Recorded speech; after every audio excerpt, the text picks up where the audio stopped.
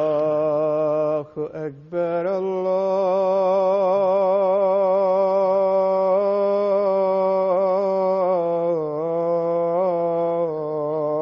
الله أكبر الله أكبر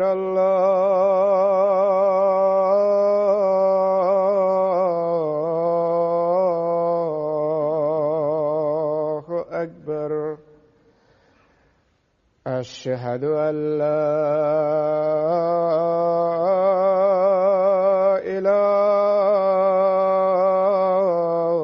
إله إلا الله أشهد أن لا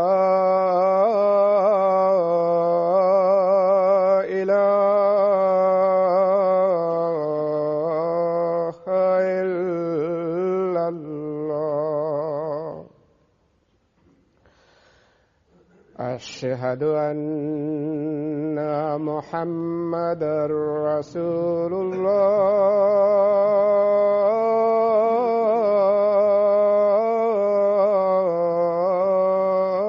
الله أشهد أن محمدًا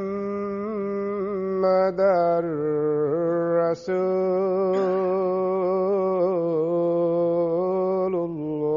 الله حي على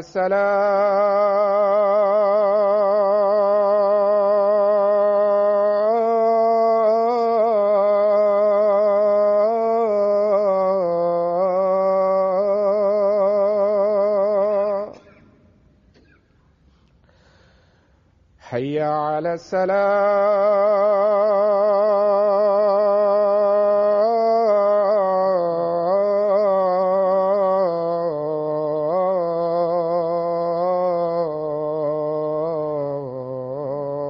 الصلاة حي على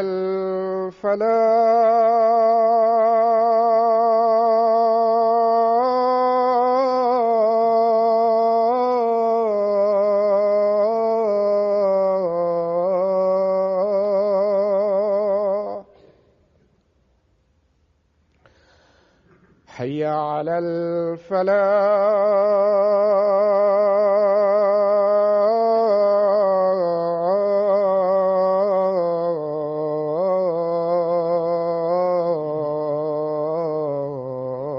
الفلاح الله أكبر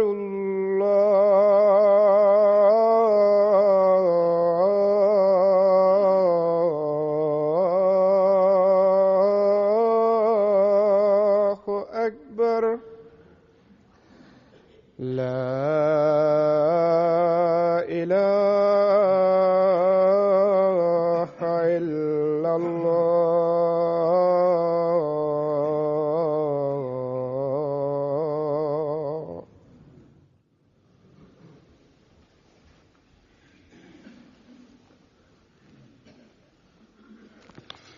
السلام عليكم ورحمة الله.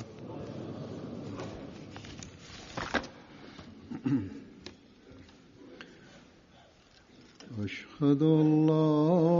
إله إلا الله وحده لا شريك له وأشهد أن محمدًا عبده ورسوله أما بعد فأعوذ بالله من الشيطان الرجيم بسم الله الرحمن الرحيم الحمد لله رب العالمين الرحمن الرحيم مالك يوم الدين إياك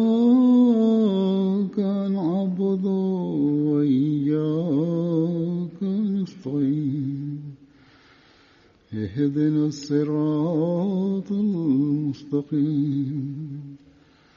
صراط الذين أنعمت عليهم غير المغضوب عليهم ولا الضالين.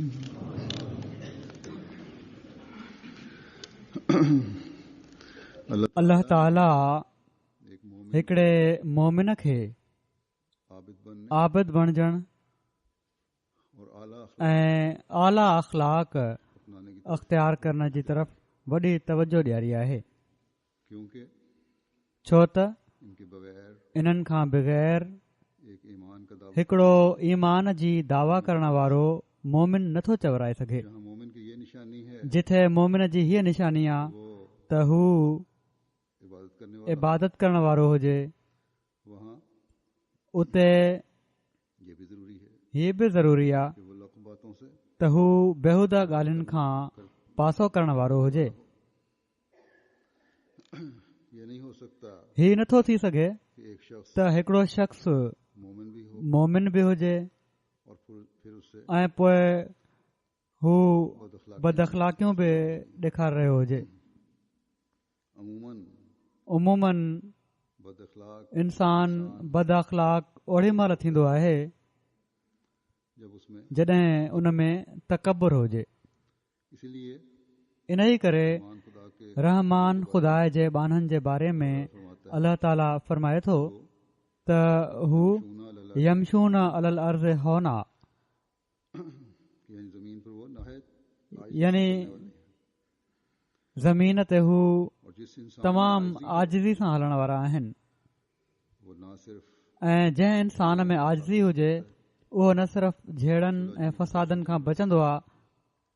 सुलह जी तरफ़ रुझान रखंदो आहे, बल्कि ॿिया आला अख़लाक बि उन में हूंदा आहिनि। ऐं जॾहिं आला अख़लाक सां अल्लाह ताला जो राज़पो बि उन जो मक़सदु हुजे ऐं उन जे राज़पे खे हासिल करण जे लाइ आला अख़लाक सां हू ख़ुदा ताला जी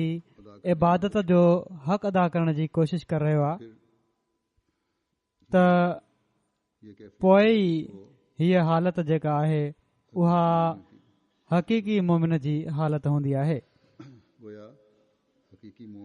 ॼण त हक़ीक़ी मोमिन आबिद ऐं आजिज़ हूंदो आहे। हा, हीअ बि सही आहे त हर इंसान जूं सलाहियतूं मुख़्तलिफ़ आहिनि। जिस्मानी हालत मुख़्तलिफ़ आहे, के आर्ज़ी हालात अहिड़ा पैदा थी वेंदा आहिनि जेके रोक बणिजी वेंदा आहिनि। तंहिं करे हर शख़्स हर वक़्तु ऐं हर हालत में पंहिंजे अख़लाक़ी मयार खे साॻो नथो रखे सघे। अहिड़ी तरह पंहिंजी रूहानी तरक़ीअ जे लाइ बि पंहिंजी इबादतुनि ऐं पंहिंजनि निमाज़ुनि जा उहे मयार नथो रखे सघे जंहिंजी हिकिड़े मोमिन मां उमेद आहे। इन ई लाइ अल्लाह ताला मोमिननि खे हालात जे मुताबिक़ सहूलतूं बि ॾिनियूं आहिनि। अल्लाह ताला ज़रूरत खां वधीक बोझ इंसान ते नाहे विझंदो या इंसान जी हालत ऐं सलाहियत खां वधीक बोझ उन ते नाहे विझंदो। सो ही चवणु त के कम अहिड़ा आहिनि जो इंसान जे लाइ नामुमकिन आहिनि, इन लाइ करे नथा सघजनि। हीअ ॻाल्हि घटि में घटि इस्लाम दीन जे बारे में ग़लति आहे। हीअ सही न आहे। निमाज़ुनि जे बारे में जॾहिं अल्लाह ताला मोमिन खे चवे थो त ही तो ते फ़र्ज़ आहिनि, इन्हनि खे पढ़, त साण ई केतिरियूं सहूलतूं बि ॾेई छॾियईं। मसलन जेको कंहिं सबब बि निमाज़ नथो पढ़ी सघे, उन खे चई छॾियईं त वेही पढ़ी वठि और जो बैठ कर नहीं पढ़ सकता ऐं जेको वेही नथो पढ़ी सगे बाज़ बीमारियों की वजह से किन बीमारियुनि जे करे कमज़ोरीअ जे करे क्योंकि छो त हो जाता है वेहण बि ॾुखियो थी वेंदो आहे उसे कह दिया त उनखे चई छॾियईं लेट कर पढ़ त लेटी पढ़ी वठि फिर लेटने में भी कोई शर्त नहीं है पोइ लेटण में बि को शर्त नाहे त कंहिं ख़ासि अंदाज़ में लेटणो आहे नमाज पढ़ सकता जहिड़ी तरह इंसान लेटियो पियो आहे उते ई नमाज़ पढ़ी सघे थो बीमार आहे कमज़ोर आहे या और कोई सफ़र जरूरी है या ॿी का वक़्ती मजबूरी आहे कसर कर लो त चई छॾियईं त कसर करे वठि जमा करे वठि बस कोई शख्स अपनी सो को शख़्स पंहिंजी कंहिं मजबूरीअ जे करे हीउ चई नथो सघे त निमाज़ पढ़णु उन जे लाइ मुमकिन नाहे बल्कि ऐसे लोग भला अहिड़ा माण्हू करते हो जेके अहिड़े क़िस्म जा कम कंदा हुजनि जिन में बज़ाहिर उन्हनि जा कपिड़ा किना थिया हुजनि साफ कपड़े नहीं है उन्हनि खे बि इहो ई हुकुम आहे त जेकॾहिं साफ़ कपिड़ा कोन अथव त जहिड़ा बि पातल अथव उन्हनि में ई निमाज़ पढ़ी वठो पर निमाज़ पढ़ो ज़रूर नहीं है अहिड़ी तरह जेकॾहिं पाणी कोन्हे तो फिर वजू के बजाय त पोइ वुज़ू जे बदिरां तयम्मुम कर लो तयम्मुम करे वठो गरज के कोई मक़सद अकल त को अकुलमंद बहाना कंहिंजो ही बहानो नथो मञी सघे नमाज पढ़ना त निमाज़ पढ़णु उन जे लाइ मुमकिन नाहे जब तक होश व हवास जेसि ताईं होश ऐं हवास क़ाइमु आहिनि निमाज़ पढ़णु ज़रूरी आहे बस नमाज के बारे में सो निमाज़ जे बारे में ही चवणु बाज़ हालात में हमारे त किन हालतुनि में असां जे लाइ नामुमकिन आहे ही तमामु ग़लति ॻाल्हि आहे बहुत से लोगों से पूछो केतिरनि ई माण्हुनि खां पुछिजे रहते हैं त मुख़्तलिफ़ क़िस्म जा बहाना बणाईंदा रहंदा आहिनि ऐसे लोग अहिड़ा माण्हू नहीं करके अहिड़ा बहाना करे ईमान से दूर ईमान खां परे हटी रहिया हूंदा आहिनि बस इस तरफ हमें से सो इन पासे असां मां हर हिक खे चाहिए तवजो ॾियणु घुर्जे आयरलैंड में जब मैंने आयरलैंड में जॾहिं मूं दिया मस्जिद जे इफ़्तिताह ते ख़ुतबो ॾिनो और इबादतों की तरफ ऐं इबादतुनि जी तरफ़ तवजो ॾियारियमि से हमारे एक त अमरीका मां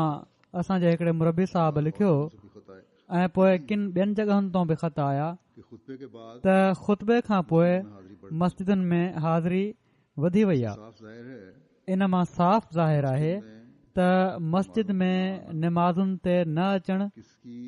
मजबूरी कंहिंजी मजबूरी जे करे या नामुमकिनात की वजह से या नामुमकिन ॻाल्हियुनि जे करे न हुयो बल्कि सुस्ती हुई जब तवज्जो दिलाई गई ऐं जॾहिं तवजो ॾियारी वई हुआ त असर थियो लेकिन पर इस असर को मुस्तकिल कायम इन असर खे मुस्तक़िल क़ाइमु रखण जी ज़रूरत आहे मोमिन खासा है जेका हिकिड़े मोमिन जी ख़ुशूसियत आहे जेकॾहिं तवजो ॾियारी वञे त पोइ उन ते अमल कंदो आहे और लजना को खास ख़ुदामुल अहमदिया ऐं लजना खे ख़ासि तौर ते कोशिशि करणु घुर्जे में त नौजवाननि में निमाज़ुनि जी पाबंदी जी आदत विझनि इस उम्र में सेहत होती है इन उमिरि में सिहत हूंदी आहे ऐं इबादतुनि जो हक़ अदा थी सघे थो इस्लाम ने हज़रत मसीह मऊद अलैहिस्सलाम असांखे खास तौर पर तवज्जो इन तरफ़ ख़ासि तौर ते तवजो ॾियारी आहे दिलानी और सेहत की बात त जवानी हक अदा ऐं सिहत जूं इबादतूं ई हक़ अदा कंदे अदा करे सघजनि थियूं तो मुख्तलिफ वारिस की वजह कुराड़प में अदा त मुख़्तलिफ़ बीमारियुनि जे करे इंसान उहो हक़ अदा करे ई नथो सघे जेको इबादत जो हक़ आहे इंसान को सोचना बहरहाल इंसान खे सोचणु घुर्जे त फराइज ख़ुदा ताला जा मुक़ररु कयल फर्ज़ त तबियत ते अगर अदा करने पड़े जबुर करे बि जेकॾहिं अदा करणा पवनि त अदा करणु घुर्जनि कुजा ये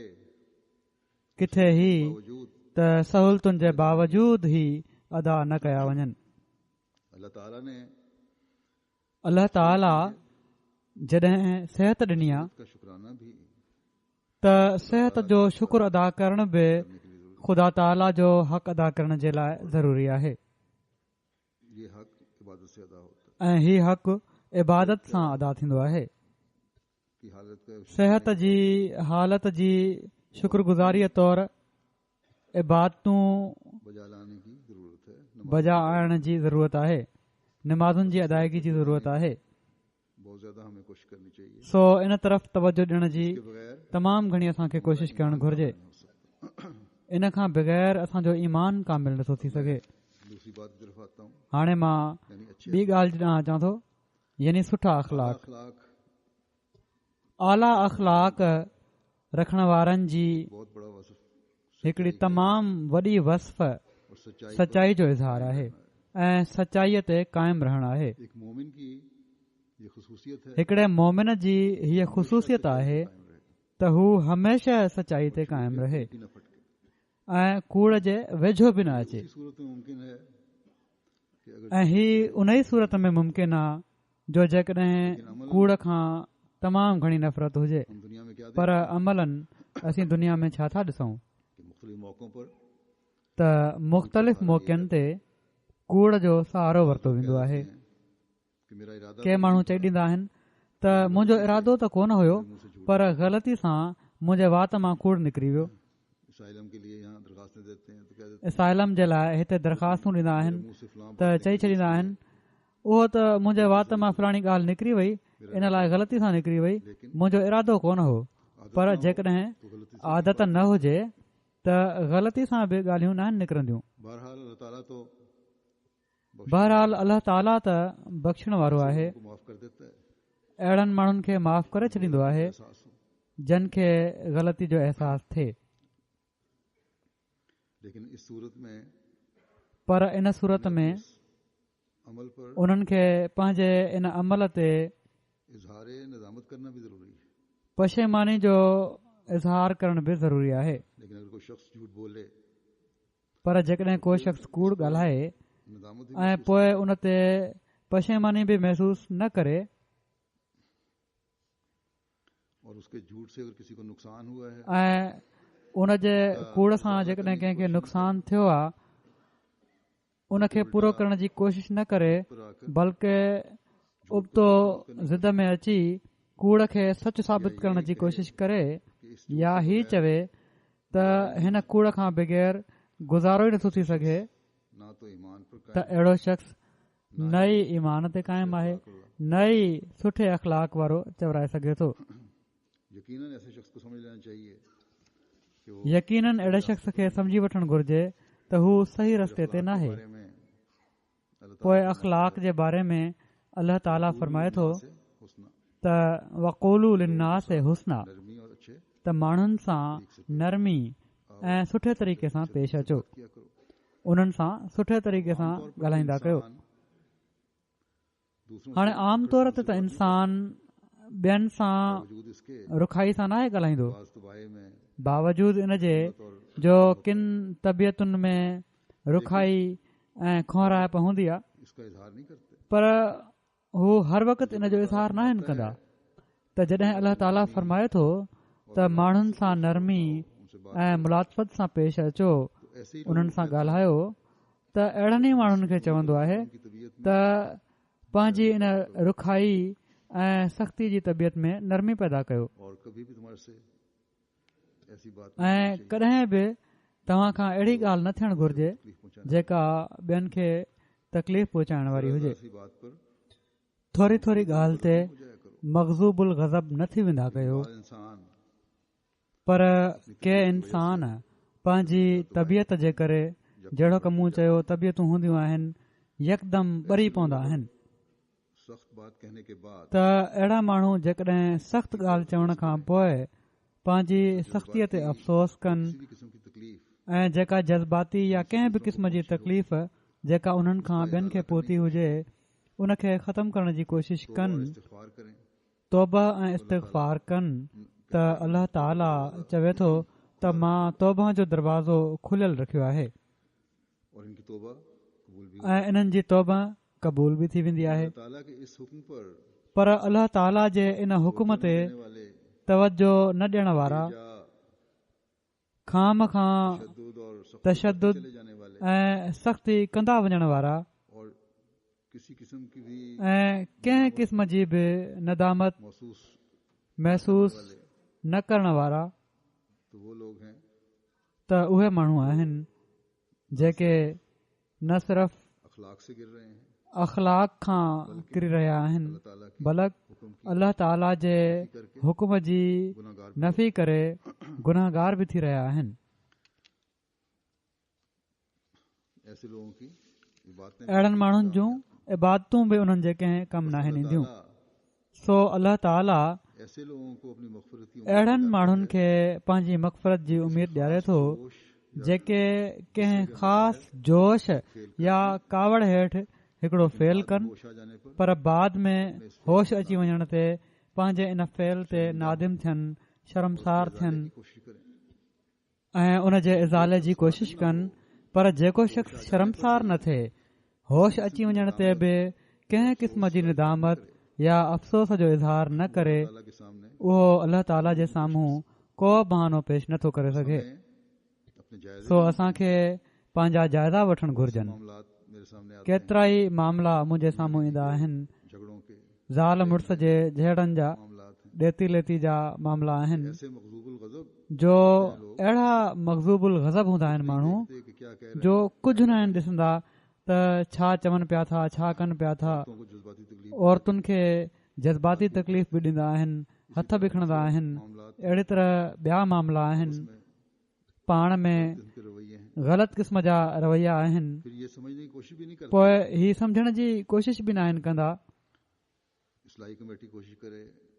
इस्लाही कमेटी कोशिश करे या कज़ा कोशिश करे, लोग अपनी बात पर ही माण्हू पंहिंजी ॻाल्हि ते अड़िया वेठा हूंदा आहिनि। जब किसी फरीक पर ताज़ीर हो जाए ऐं जॾहिं कंहिं धुर ते ताज़ीर थी वञे तो फिर ताज़ीर त पोइ होश उनको आती थोड़ी, ताज़ीर थींदी आहे त पोइ होश ईंदो आहे उन्हनि खे थोरो। पोइ माफ़ी जे लाइ बि लिखंदा आहिनि और फिर उसका मुदावा करने की ऐं पोइ उन जो मुदावा करण जी कोशिश बि कंदा आहिनि उन्होंने की। जेके ज़्यादतियूं उन्हनि कयूं आहिनि। ठीक है, ऐसे लोग ठीकु आहे, अहिड़ा माण्हू सज़ा खां पोइ लेकर माफ़ी वठी जान को बचा लेते पंहिंजे अंजाम खे बचाए वठंदा आहिनि, पर हैं। का दाग तो ताज़ीर जो दाग उन्हनि ते लॻी वेंदो आहे। अगर अपनी त जेकॾहिं पंहिंजी अना जे चकर में न पवनि हा तो पहले से ही फ़ाहम तफ़हीम से त पहिरियां खां ई इफ़ाम तफ़हीम सां मामिलो तइ थी सघे पियो। सो ऐसे लोगों को अहिड़नि माण्हुनि खे अपने ईमानों को बचाने की पंहिंजे ईमाननि खे बचाइण जो फ़िक्र करणु घुर्जे। के अहिड़ा आहिनि जेके कंहिं बि सूरत में न आहिनि मञंदा, उहे त बिल्कुलु ई परे हटी वेंदा आहिनि। दुनिया और इसके फ़वाइद दुनिया ऐं इन जा फ़ाइदा चंद रोज़ ऐं इन जूं सहूलतूं कुझु ॾींहंनि जूं आहिनि। जाम की पंहिंजे अंजाम जो असांखे फ़िक्र करणु घुर्जे। अल्लाह ताला के फज़लों अल्लाह ताला जे फज़लनि खे असीं कहिड़ी तरह हासिल करण वारा बणिजी सघूं था। जमात को मैं अक्सर तो जमायत खे मां अक्सर तवजो ॾियारींदो रहंदो आहियां अखलाकी मयार त असांखे पंहिंजा अख़लाक़ी मयार बुलंद करणु घुर्जनि छोटी बातों पर ऐं नंढियुनि नंढियुनि ॻाल्हियुनि ते पंहिंजनि अनाउनि जे ॼार में न फासणु घुर्जे। जमात के हर फर्द को कोशिश जमायत जे हर माण्हूअ खे कोशिश करणु घुर्जे अखलाक त हू अख़लाक का मयार बने। ऐं इंसानियत जो मयार बणिजनि। बेशक बाज़ औक़ात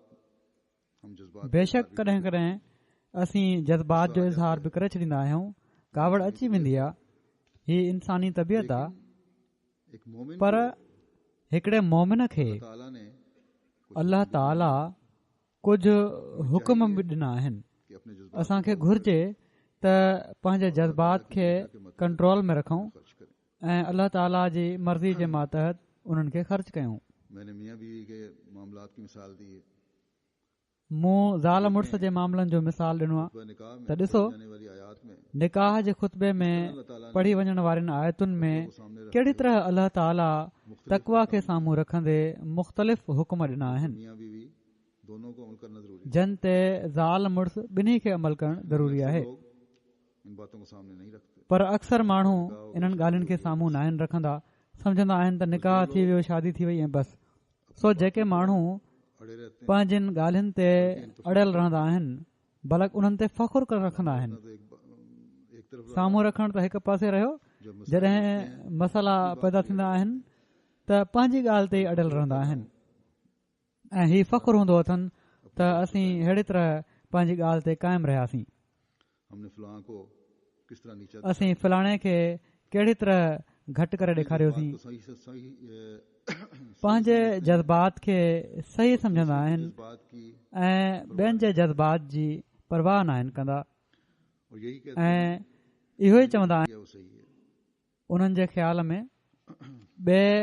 शख़्स जो इलाज ई इहो हुयो जेको उन्हनि सोचियो ऐं जेको उन्हनि कयो। उनके ख्याल में इन खां अलावा उन्हनि जे वेझो ॿियो को ॿियो रस्तो कोन हो। जेकॾहिं अहिड़नि माण्हुनि जी ॻाल्हि मञी वञे इसके अलावा उनके नजदीक त इन जो मतिलबु हीउ आहे नहीं था। त उहो मज़हब जंहिंखे उन्हनि मञियो आहे नहीं जाए उहो कूड़ो आहे।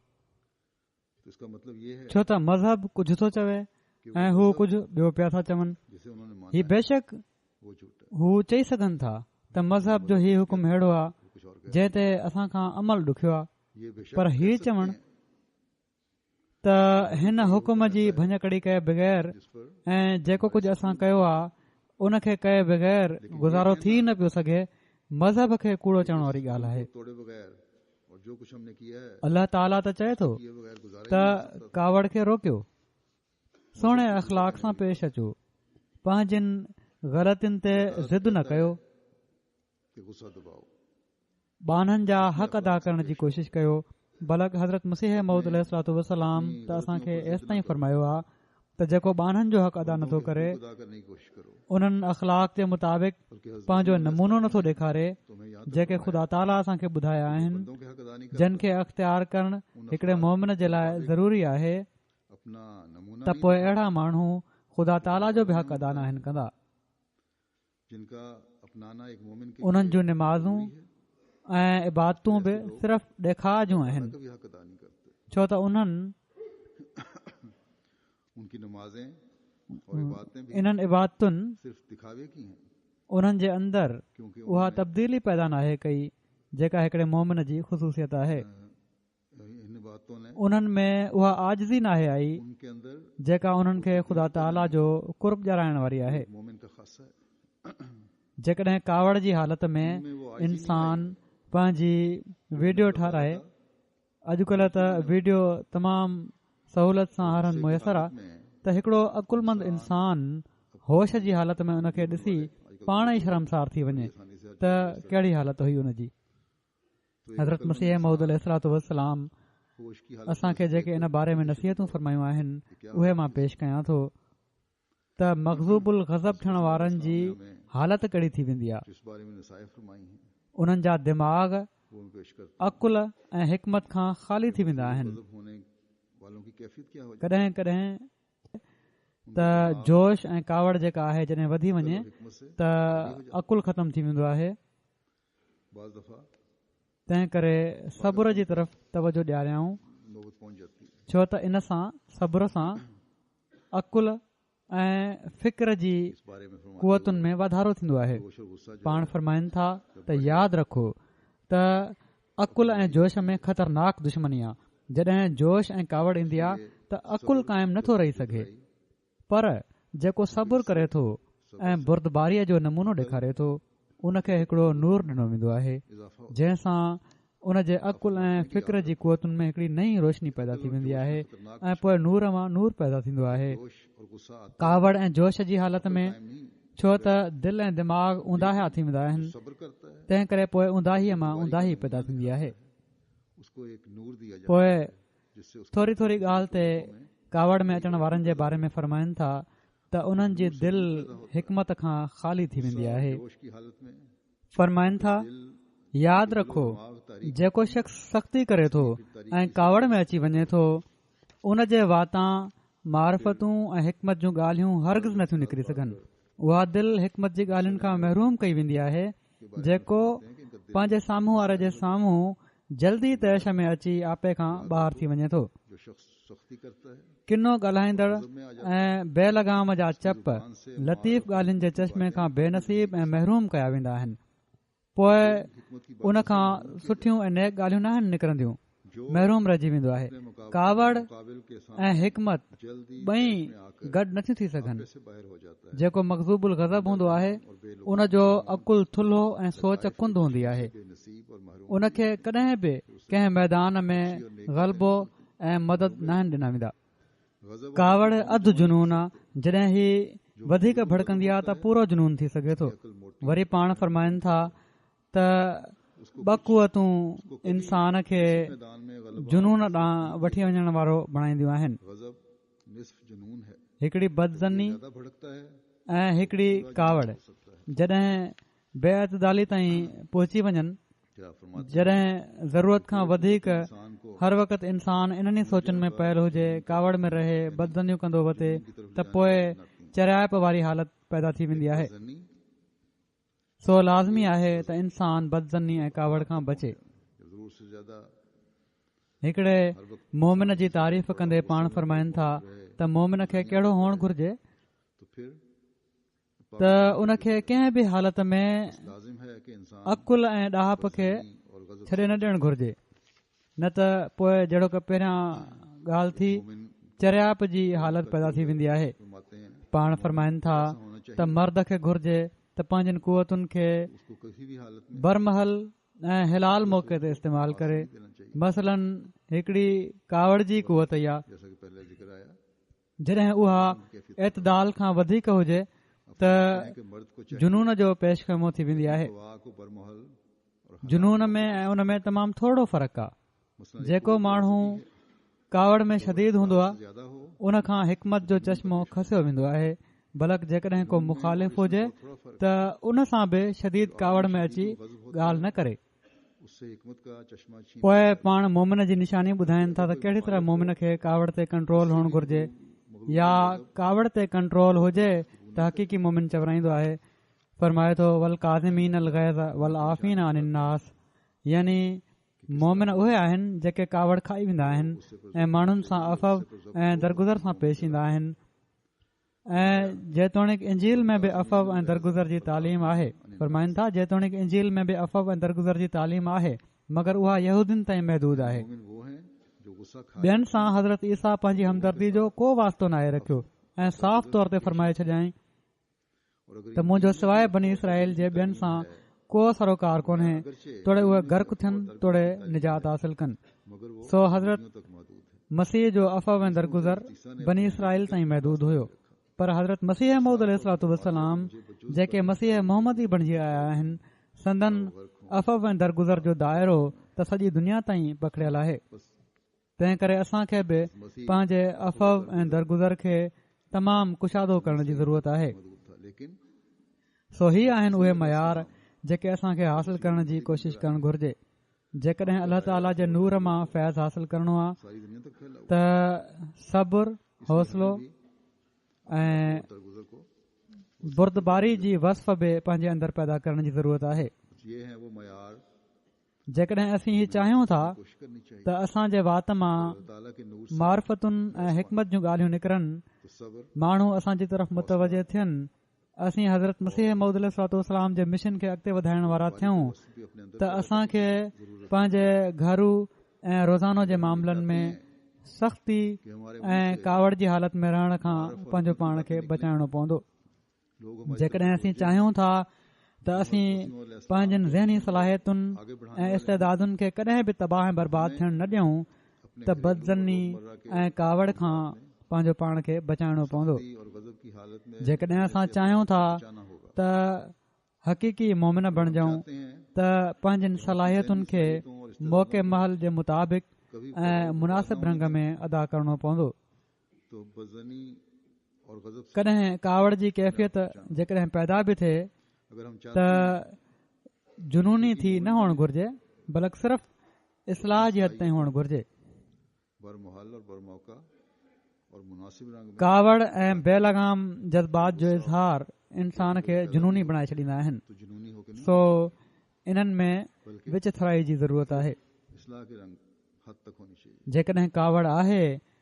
त उन हद ताईं जहिड़ो की मूं चयो गुस्से और जिथे इस्लाह जे लाइ ज़रूरी आहे हार इंसान को पंहिंजी अनाउनि जी तस्कीन जे लाइ न पंहिंजी वॾाई साबित करण जे लाइ न इनमें एतदाल की जरूरत है पाण फरमाइनि था त जेको इन खां वधीक कावड़ जो इज़हार करे थो उहो पंहिंजो ईमान ज़ाया थो करे जहाँ इस्लाह के लिए पाण फरमाइनि था त इस्लाम जी ख़ूबसूरती इहा ई आहे त आला अख़लाक जी तरफ़ निशानदही कंदे साबित करने गैर ज़रूरी कावड़ खे रोकण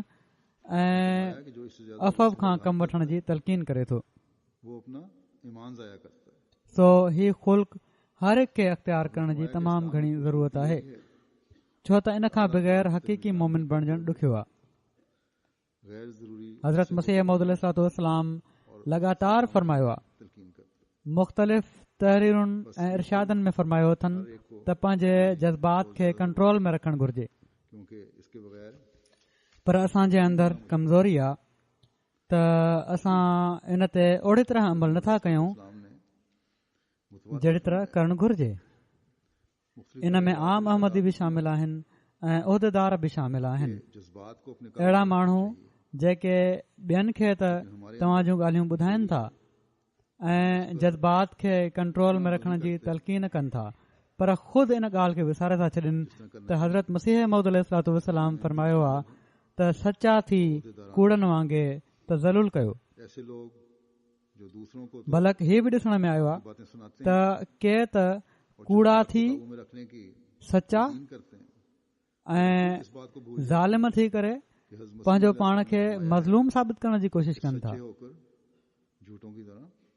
तज़ल्लुल पोइ कहिड़ी तरह अहिड़नि माण्हुनि जे बारे में सम्झियो वञे देखने में आया त ईमान जो हिकिड़ो ज़रो बि उन्हनि में आहे, झूठे छो त ईमान जी तक़ाज़ा त हीअ आहे त बजाए ज़िद करण जे होकर अपने आप को होश में अचण ते मज़लूम साबित करने की कोशिश हू पंहिंजे ज़ुल्म जो अज़ालो कनि। फिर किस तरह जेकॾहिं कंहिंखे का जज़्बाती तकलीफ़ पहुचाई आहे ईमान का एक त उन जो मुदावा करण जी कोशिशि कंदा आहिनि। क्योंकि ईमान का तकाजा तो ये है घटि में घटि पंहिंजे अंदरि चाहे जिद करने के नदामत ऐं शर्मसारी महसूस कंदा आहिनि त छा कयो आहे मूं। जुल्म का इजाला करें। अगर किसी को असांखे जाइज़ो वठणु घुर्जे त असां मां घणा आहिनि जेके हीअ सोच रखनि था या अहिड़ी तरह सोचनि था। कम से कम जेकॾहिं ज़ुल्म वक़्ती जोश हेठि थी वियो आहे त जोश जो टाइम गुज़री वञण ते हिकिड़े मोमिन खे इन जो अज़ालो करणु घुर्जे। ये कि हम में से जेकॾहिं हीउ अज़ालो नथा कनि ऐं नदामत महसूस नथा कनि कितना सोचते हैं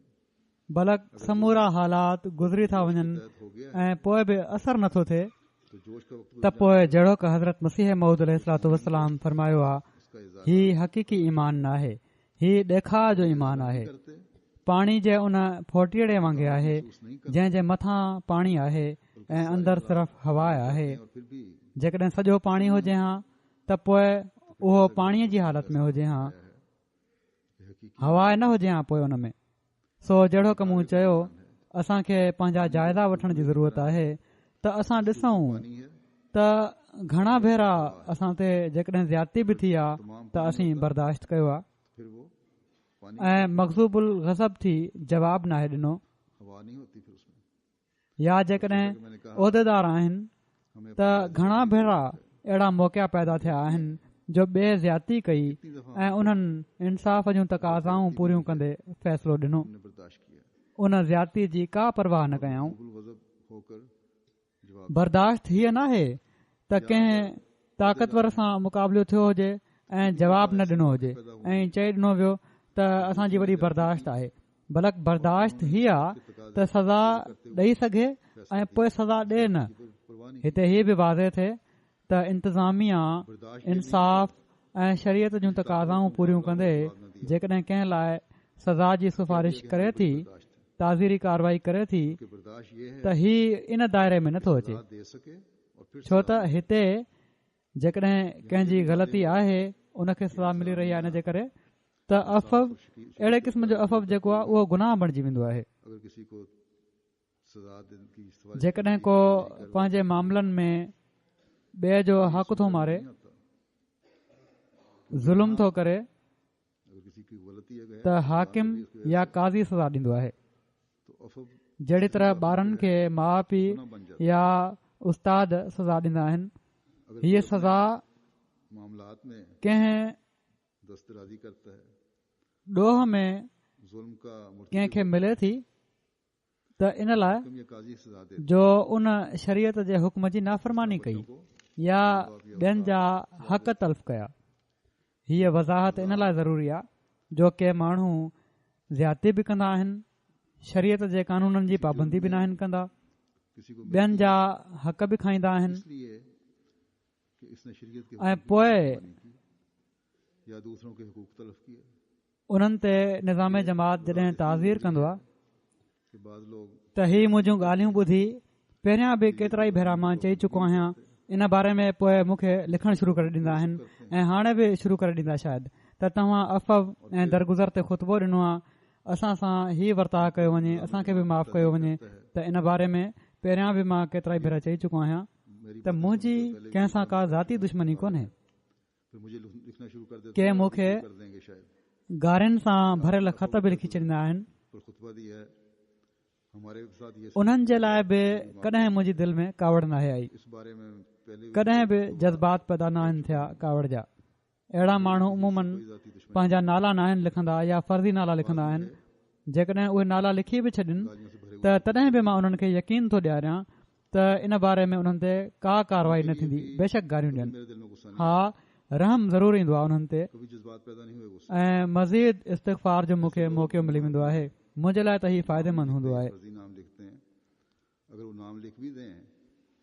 तो तब भी सज़ा या ताज़ीर उन पर कोई कार्रवाई नहीं त ॿियनि जा हक़ खाइण गालियां दें या शरीयत जे हुकुम जी नाफ़रमानी करण ते मिलंदी आहे और मजीद ऐं वॾे ॾुख सां हीअ सज़ा ॾिनी वेंदी आहे का ख़ुशीअ सां नाहे ॾिनी वेंदी सज़ा जहिड़े ॾींहुं मुंहिंजी टपाल में नज़ारत उमूर आमा या मुल्कनि जे अमीरनि जे तरफ़ां वसुब करने कंहिंजी ताज़ीर जी माफ़ी जी सिफारिश हूंदी आहे करने पर मिलती है जेका ग़लती कई हुआई दुख से ये सजा उन जो मुदावा तो खुशी से उन्हनि माण्हुनि करे छॾियो हूंदो आहे जिस दिन मेरी डाक में त उन ॾींहुं उम्मा या उमरा सभिनी खां वधीक मुंहिंजी ख़ुशी जो ॾींहुं हूंदो आहे की सिफारिश होती है सो जिथे मुंहिंजा फर्ज़ मुंहिंजा हथ ॿधियूं वेठा आहिनि उते मूंखे मजबूर न कयो उन लोगों ने कर दिया होता है हा मां हे बि ज़रूरु चवंदुसि सबसे ज्यादा त धुरियूं पंहिंजा मामला जॾहिं कज़ा में आणींदियूं आहिनि ऐं कज़ा या इंतिज़ामिया मेरे हाथ वाक्यनि जी रोशनी में उन्हनि जो फ़ैसिलो कंदा आहिनि वहां मुझे मजबूर न करें ऐं हिकिड़ी धुर ते ज़िम्मेवारी विधी वेंदी आहे त हक़ अदा करे भी जरूर कहूंगा या इन हद ताईं ज़िम्मेवारी विधी वेंदी आहे लेकिन अपने मामला त खुदा में लाते हैं एतिरो जेकॾहिं माली मामिलो आहे त रक़म अदा कयो या ॿियूं ज़िम्मेवारियूं अदा कयो टीम को फैसला करते हैं त जंहिं धुर और एक रक़म जिम्मेदारी डाली जाती वसूल बि करणी हुजे है हुकूक अदा करे जंहिं हक़ वठणो हुजे उहो इतना ॿी धुर जे माली हालात जी रकम अदा करो जेकॾहिं तंगी आहे उन्हनि खे दूसरी जिम्मेदारियां त इन जे करे जेका वधि में वधि सहूलियत ने ॾेई सघे थी उनखे ॾियणु घुर्जे उते ज़िद न करणु घुर्जनि इहो ई अलाह ताला ऐं उन जे रसूल जो हुकुम आहे वो खाम खां कंहिं अना में पइजी ज़ुल्म न करणु घुर्जे कि बहरहाल असांखे हमेशह अलाह ताला जो इन ॻाल्हि ते शुक्रगुज़ार हुअणु घुर्जे ऐं हीउ सोचणु घुर्जे त असां माण्हू उन शख़्स जी पैरवी करण वारा आहियूं जंहिंजो नालो मसीह रखियो वियो आहे किसी अना में पढ़ हीअ सोचण वारी ॻाल्हि आहे त खेनि बहरहाल हमें हमेशा मसीह चयो वियो आहे ताला का हज़रत मसीह मौद खे गुजार होना त छो चयो वियो आहे और ये उहा कहिड़ी शइ आहे कि हम लोग जेका मसीह खे ॿियनि नबियुनि खां मुमताज़ करे थी इन में को शक न आहे त पाण सॻोरन सलाहु वसलम में समूरियूं ॻाल्हियूं समूरियूं ख़ुशूसियतूं समूरियूं सिफ़तूं ॿियनि सभिनी नबियुनि खां वधीक आहिनि उन्हनि जे मेराज ते पहुतल आहिनि छो त पाण कामिल इंसान ऐं संदन शरीयत कामिल ऐं मुकमिल शरीयत आहे कि हज़रत सल्लल्लाहु पर अलैहि वसल्लम में तमाम पाण सॻोरन सलम खां अलावा बाक़ी नबियुनि में जॾहिं असीं ॾिसूं था त का न का ॻाल्हि हर नबी में अहिड़ी आहे जेका उन खे ॿियनि खां मुमताज़ करे थी कामिल इंसान सो शरीयत कामिल और मसीह जी जेका ख़ासि फ़र्क़ वारी शइ आहे आपके अलावा उहो मसीह मऊद अलैहिस्सलाम जो मसीह सां हिकिड़ो कोई न कोई बात तशबीह जो सबबु थी सघे थो नबी में ऐसी है इन जी वज़ाहत जेका हज़रत मुस्लिम मऊद रज़ी ताला अन्हु कई आहे उहा वॾी दिलि खे कि जो खास लॻण वारी आहे चीज है हज़रत मसीह अलैहिस्सलाम जी ख़ुशूसियत कि उहा नरमी जी तालीम आहे जेका हज़रत मसीह पेश कई तशबीह की हो सकती ऐं बाइबल त एस ताईं चवे थी की वजाहत त शरारतीअ जो मुक़ाबिलो न कजो बल्कि जेको तुंहिंजे सॼे गिटे ते थप हणे ॿियो बि उन जे अॻियां करे छॾियो इस्लाम की खसूसियत वो नरमी की तालीम है जेकॾहिं को केस करे तुंहिंजी कमीज़ वठणु घुरे बाइबल ने त चोगो बि उन खे वठणु ॾिजो कि शरीर का मुकाबला ऐं जेको तोखे हिकु कोह बेगर में वठी वञे त उन सां गॾु ॿ कोह हलियो वञ। उसकी तरफ सो बेशक सभिनी नबियुनि तुझ पर नालिश नरमी जी तालीम ॾिनी आहे, पर हज़रत मसीह पंहिंजे ज़माने जे हालात खे ॾिसंदे और जो कोई तुझे इन ते तमामु घणो ज़ोर ॾिनो आहे, तू नरमी ते। 2 कोस चला जा। सो हीअ ख़ासि तालीम आहे जेका हज़रत मसीह आंदी। की तालीम ऐं जॾहिं अलाह ताला हज़रत मसीह मौद जो नालो मसीह रखियो माने के हालात या खेनि तशवीह ॾिनई मसीह सां, त इन जो बि इहो ई मतिलबु आहे त खेनि बि ख़ासि तौर ते नरमीअ जी तालीम ॾियण जो हुकुम ॾिनो वियो आहे। जो हज़रत मसीह लाए तोड़े खणी संदन नालो मसीह रखण जो इस्लाम का हीअ बि सबबु आहे त पाण ईसाइनि जी हिदायत जे लाइ बि आया दी मसीह से। ऐं इन लिहाज़ खां मसीह चवरायाऊं। इसका ये भी मतलब है कि आपको भी खास तौर पर तोड़े पाण नरमी की तालीम ॿियनि मज़हबनि जी तरफ़ बि आया। हिंदुनि जी तरफ़ मबूस थियण जे करे संदन नालो कृष्ण बि रखियो वियो कि आप ऐं अहिड़ी तरह मुस्लमाननि ऐं सॼी दुनिया जी क़ौमुनि जी तरफ़ पाण आया। पाण सगोरन सल्लल्लाहु अलैहि वसल्लम जी आपकी तरफ भी पोइवारी ऐं नाइबी में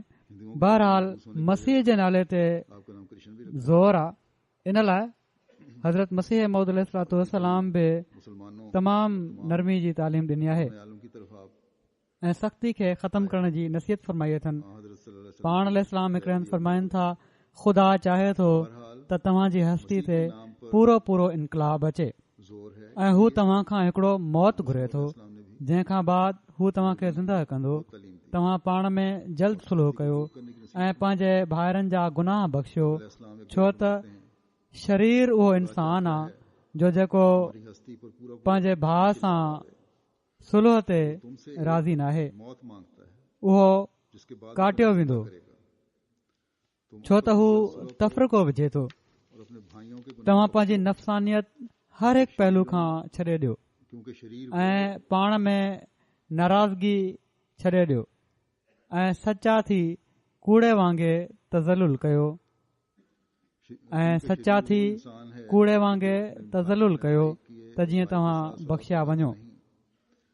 वो नफ़सानियत जी मोटाई छॾे ॾियो, वो तफरीका डाल छो जो जंहिं दरवाज़े मां नुकसानियत तव्हांखे सॾियो वियो आहे उन मां हिकिड़ो मोटो इंसान दाख़िल नथो थी सघे। नाराज़गी जाने दो। जेकॾहिं असीं हिन ख़ुशूसियत खे मद्देनज़र न रखूं त इन जो मतिलबु हीउ आहे त असीं दुनिया खे धोखो ॾियूं था। ता तुम बख्शे जाओ। जेकॾहिं असीं ख़ुदि इन तालीम ते अमल नथा कयूं छोड़ दो। त ॿियनि खे इन जी तरफ़ सॾण जो असांखे कहिड़ो हक़ आहे। उसमें से सो असांखे पंहिंजी ॾाढी इस्लाह जी ज़रूरत आहे। अगर हम इस खुसूसियत को मद्देनजर असांखे उहो नमूनो दुनिया जे साम्हूं पेश करण जी ज़रूरत आहे कि हम दुनिया को धोखा जो दुनिया सम्झे त असां पंहिंजे जज़्बात ते पूरो पूरो कंट्रोल करे वरितो आहे। आयरलैंड जी मस्जिद जे इफ़्तिताह ते बि मूं चयो हुयो, जॾहिं असीं तबलीग कंदासीं त माण्हू पुछंदा नमूना दुनिया के सामने त बाक़ी मुस्लमाननि जे बारे में त तव्हां चओ था त उन्हनि मसीह मौत खे नाहे मञियो, तंहिं करे हिदायत खां ख़ाली आहिनि। जज्बात पर पूरा तव्हां त मसीह मौद अलैहिस्सलाम खे मञी छॾियो आहे। तव्हां पंहिंजे नफ़्सनि में कहिड़ो इनकलाब पैदा कयो आहे। जब हम तबलीग करेंगे सो असांजा नमूना असांजी तालीम सां हिकु जहिड़ा ई रखण वारा हुअणु घुर्जनि। मौत को नहीं मानना, इसलिए हिदायत से खाली है। ॿियनि मज़हबनि खे मञण वारा इस्लाम को मानना सभई त अख़लाक खां किरियल हरकतूं न आहिनि कंदा। अपने नफ्सों में सोचणु घुर्जे त छा समूरे मञण वारा सभई त अख़लाक खां किरियल हरकतूं न आहिनि कंदा। हमारी तालीम सोचणु घुर्जे त छा समूरा ईसाई या सभई हिंदू या सभई ॿियनि मज़हबनि खे मञण वारा या न मञण वारा बि विढ़ंदा रहंदा आहिनि। हरकत नहीं करते। न, सोचना चाहिए कि इन्हनि में बि केतिरा ई सुलह कंदड़ आहिनि ऐं इंसाफ़ पसंदि बि आहिनि। मज़हब को मानने वाले जेकॾहिं असां मां बि के सुलह पसंदि ऐं के वेड़ा आहिनि या अख़लाक खां किरियल हरकतूं करण वारा आहिनि त असां में ऐं ॿियनि में फ़र्क़ु कहिड़ो रहिजी वियो। में से भी बात फ़र्क़ु त तॾहिं थींदो जॾहिं इन तालीम ते अमल कंदे अखलाक से गिरी हुई जहिड़े फ़साद जी आदत असां मां बिल्कुलु ख़तमु थी वेंदी और दूसरों में या घटि में घटि एॾो घटिजी वञे जो कंहिंखे नज़र न अचे। तो तब होगा जब इस तालीम पर अमल करते हुए ऐं जेके थोरा हुजनि बि अहिड़ा फ़साद करण वारा या कम से कम इतनी काम उन्हनि खां असीं पूरी तरह बुछां करण वारा हुजऊं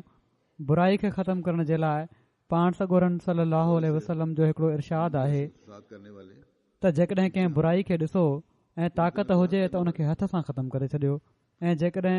हथ सां ख़तमु न करे सघो त ज़ुबान सां रोकियो वसल्लम जेकॾहिं एतिरी बि ताक़त न हुजे त दिलि में ख़राबु सम्झो बदी को देखो और ताकत हो तो उसे हाथ से खत्म करो। सो अहमदी मुआशिरे में बि अगर हाथ से खत्म न कर सको तो जुबान से रोको। ग़लति हरकतुनि ऐं बद अख़लाक़ी खे ख़राबु सम्झणु रोकण जो अहसासु हुअणु घुर्जे बस अहमदी मुआशरे में भी या तरतीब जे लिहाज़ खां रोकण ऐं सम्झाइण ऐं उन खे ख़तमु करण जो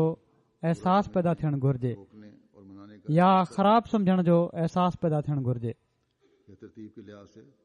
ऐं जॾहिं सभिनी खे ई अहसासु हुजे और त इसको ॿ टे बि पोइ अख़लाक खां न निकिरंदा पोइ हर हिकु पंहिंजो मयार ऊचो करण जी कोशिशि कंदो आहे और जब सबको ये एहसास हो कंहिं ज़ालिम जो असांखे साथ न ॾियणु घुर्जे तो चंद एक भी फिर असांखे उहो तरीक़ो अख़्तियार करणु घुर्जे हर एक जंहिंजो अल्लाह ताला चर्चा करनी कोई ऐं उन जे रसूल सल्लल्लाहु अलैहि वसल्लम असांखे हुकुम ॾिनो आहे किसी जालिम का हम जंहिं ते हिन ज़माने में ख़ासि तौर ते हज़रत मसीह मौद अलैहिस्सलाम ज़ोर ॾिनो आहे करना चाहिए। असांखे अफ़व नरमी ऐं दरगुज़र ऐं मोहबत खां कमु वठणु घुर्जे इस पर इस जमाने में जेकॾहिं कंहिंखे ज़ुल्म कंदे ॾिसूं मसीह मौद अलैहिस्सलाम त सम्झूं त इन मज़लूम ते हमिलो नाहे कयो बल्कि असां ते हमिलो कयो अथई बल्कि इन खां बि वधी करे हज़रत मसीह मौद अलैहिस्सलाम ते हमिलो कयो अथई देखें छो त जंहिं कम जे लाइ पाण मबूस थिया हुआ मजलूम पर हमला नहीं किया, उन जी तहक़ीर कई आहे पर हमला किया है। सो अहिड़ो हमिलो कंदड़नि खे रोकणु मौद अलैहिस्सलाम असांजो कमु आहे हथ सां नथा रोके सघूं त ज़ुबान सां रोकियूं उसने दिलि में ख़राबु सम्झूं बस इस ऐं मज़लूम जे ऐसे हम ज़ालिम खां बचण जे लाइ दुआऊं घुरूं को रोकना हमारा काम है। सो जेकॾहिं असां अख़लाक खां किरियल हरकतुनि खे ख़राबु सम्झूं असांजो मुआशिरो के ख़राबु सम्झे बचने के लिए दुआएं त पाण मुरादो ही ज़ुल्म ऐं ही हरकतूं असां मां ख़तमु थी वेंदियूं लाख सोच पर ॾिसण में इहो अचे थो त कॾहिं ऐं पोइ सिर्फ़ु इहो ई न त ही शामिल थींदा आहिनि दोस्ती जे नाले ते के ॿिया माण्हू बि शामिल थी वेंदा आहिनि बजाए इन जे जो सम्झाइनि में यही आता सो असांखे मुआशिरे जी इस्लाह जे लाइ इन्हनि ज़ुल्मनि में शामिल थियण है माँ बाप बहन भाई ऐं पोइ सिर्फ़ु इहो ई न त ही शामिल थींदा आहिनि दोस्ती जे नाले ते के ॿिया माण्हू बि शामिल थी वेंदा आहिनि शामिल होते हैं बजाए इन जे जो के सम्झाइनि नाम पर सो असांखे मुआशिरे जी इस्लाह जे लाइ इन्हनि ज़ुल्मनि में शामिल थियण बस ऐं पोइ सिर्फ़ु इहो ई न त ही शामिल थींदा आहिनि दोस्ती जे नाले ते के ॿिया माण्हू बि शामिल थी वेंदा आहिनि बजाए इन जे जो सम्झाइनि सो असांखे मुआशिरे जी इस्लाह जे लाइ इन्हनि ज़ुल्मनि में शामिल थियण जे बदिरां हमला समझना चाहिए मज़लूम ते हमले खे होगा हज़रत मसीह मौद अलैहिस्सलाम ते हमिलो सम्झणु घुर्जे ठीक होता है जल्द और हमारे जेकॾहिं हीउ थींदो अमल त पोइ ॾिसो मौद अलैहिस्सलाम को असांजो मुआशिरो कहिड़ी तरह जल्द ठीकु थिए थो ऐं असांजा ही रवैया ऐं अमल हज़रत मसीह मौद अलैहिस्सलाम जे मक़सद खे पूरो करण वारा थींदा और कायम करवाने वाले हों। अल्लाह करे त असीं इबादतुनि सां गॾु आला अख़लाक जा नमूना बि क़ाइमु करण वारा ऐं क़ाइमु कराइण वारा थियूं हर किस्म की नफसानियत से बचाए झेड़नि ऐं फसादनि में पइजी हज़रत मसीह मौद अलैहिस्सलाम खे बदनाम करण वारा न थियूं अल्लाह ताला असांखे हर क़िस्म जी नफ़सानियत खां बचाए आसिया बेगम साहिबा अलिया चौधरी मोहम्मद अब्दुर्रहमान साहिब मरहूम अॼु बि जुमे जी नमाज़ खां पोइ मां हिकिड़ो जनाज़ो हाज़िर पढ़ाईंदुसि ये तीन जेको मुकरमा आसिया बेगम साहिबा बेगम चौधरी मोहम्मद अब्दुर्रहमान साहिब मरहूम ऑफ इनर पार्क जो आहे ही 3 अक्टूबर 2014 में 69 सालनि जी उमिरि में रज़ा अल्लाह जी फौत थी वयूं इन्ना लिल्लाहि व इन्ना इलैहि राजिऊन पोती थी पाण हज़रत मसीह मौद अलैहिस्सलाम जे असाबनि हज़रत अहमद यार साहिब ऐं हज़रत महताब बीबी साहिबा ऑफ लवेरी वाले जूं पोटियूं हुयूं अंदाजात में बाकायदगी माली कुर्बानी करने वाले सोम सलाद जूं पाबंद तहजिद पढ़ंदड़ ऐं दुआऊं घुरंदड़ आपके खामिद तमामु घणो ख़ुदा ताला जो ज़िक्र कंदड़ ऐं सदको ख़ैरात करण वारियूं साबिर ऐं शाकिर हुयूं चंदनि में बाक़ाइदगी माली कुर्बानी करण वारियूं नेक मुख़लिस औरत हुयूं 1978 में जॾहिं हिननि जे मुड़ुस खे मुखालफ़नि हिकिड़े कूड़े केस में मुलवस कयो त पाण वरी दिलेरी ऐं सब्र सां हीउ वक़्तु गुज़ारियाऊं मरहूमा मूसिया हुयूं ऐं वसियत करण सां गॾु ई पंहिंजी जाइदाद जे हिसे जी अदायगी बि करे छॾी हुआऊं हिननि जे पोयरनि में 5 धीअरूं ऐं 2 पुट आहिनि. हिननि जा हिकिड़ा पुट इश्तियाक अहमद साहिब मुरबी सिलसिला आहिनि जेके अॼुकल्ह पाकिस्तान में आहिनि ऐं ॿिया एजाज़ुर रहमान हिते हिफ़ाज़त ख़ासि जे अमले में शामिल आहिनि. पाण मास्टर अब्दुल कुदूस साहिब शहीद जी पुफी बि हुयूं. अल्लाह ताला मरहूमा जा दर्जात बुलंद फरमाए, मग़फ़रत जो वर्ताव फरमाए ऐं हिननि जी औलाद खे बि हिननि जी नेकिन ते हलण जी तौफ़ीक़ अता फरमाए. मां ॿाहिरि वञी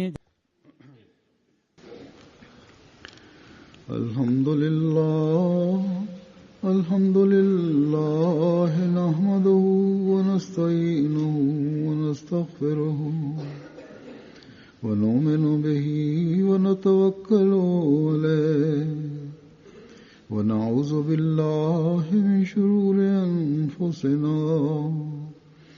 व मिन सय्यिआति अअमालिना. من يهده الله فلا مضل له ومن يضلل فلا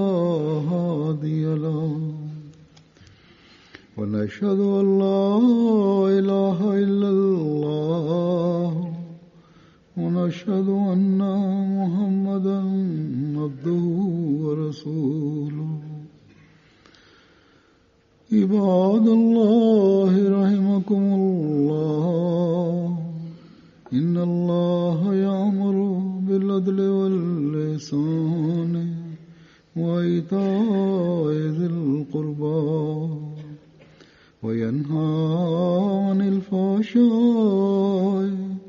والمنكر والبغي يعظكم لعلكم تذكرون. اذكروا الله يذكركم وادعوه يستجب لكم